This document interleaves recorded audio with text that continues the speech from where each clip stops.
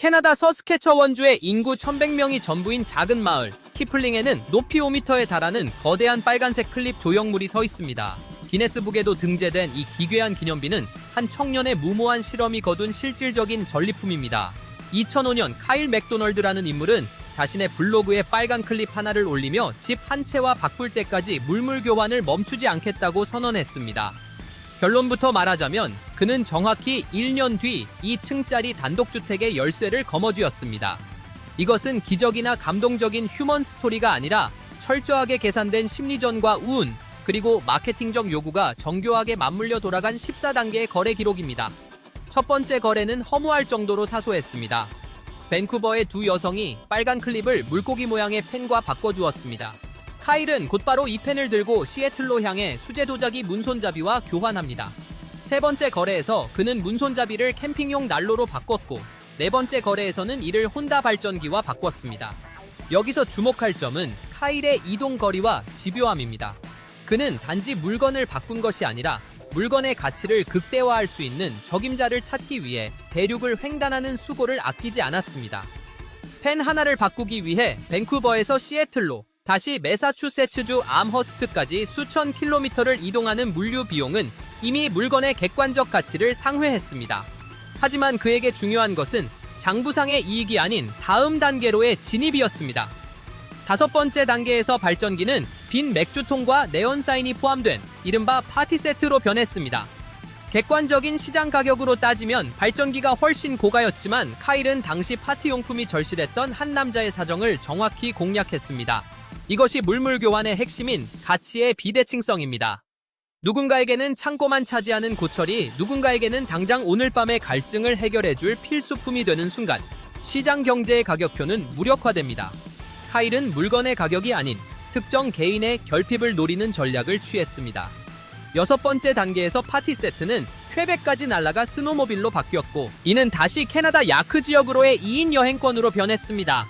여덟 번째 거래에서 여행권은 낡은 짐차가 되었고, 아홉 번째에는 이 짐차가 유명 음반사 메탈웍스와의 녹음 계약서로 변모합니다.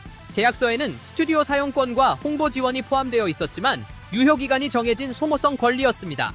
열 번째 단계에 이르러 카일은 드디어 부동산의 영역에 진입합니다. 녹음 계약서를 애리조나주 피닉스에 있는 아파트 1년 임대권과 바꾼 것입니다. 여기까지가 일반적인 물물 교환의 상식적인 범주였다면 다음 단계부터는 광기에 가까운 도박이 시작됩니다. 카일은 1년치 아파트 임대권을 전설적인 록스타 앨리스 쿠퍼와의 오후 데이트권과 바꿨습니다. 주변에서는 그가 드디어 이성을 잃었다고 확신했습니다. 실질적인 주거권을 연예인과의 짧은 만남이라는 휘발성 가치로 바꿔버렸기 때문입니다. 하지만 카일의 목적은 앨리스 쿠퍼가 아니었습니다. 그는 유명인과의 기회라는 무형의 가치가 가진 폭발력을 알고 있었습니다. 그리고 그는 이 귀한 데이트권을 고작 $5짜리 스노우글로브와 맞바꿉니다. 유리구슬 안에 눈이 내리는 흔한 장식품 말입니다. 이 지점은 이 프로젝트의 가장 위험하고도 결정적인 구간이었습니다. 아파트 월세권을 장난감 구슬로 바꾼 행위는 냉정하게 말해 자살 행위에 가까웠습니다.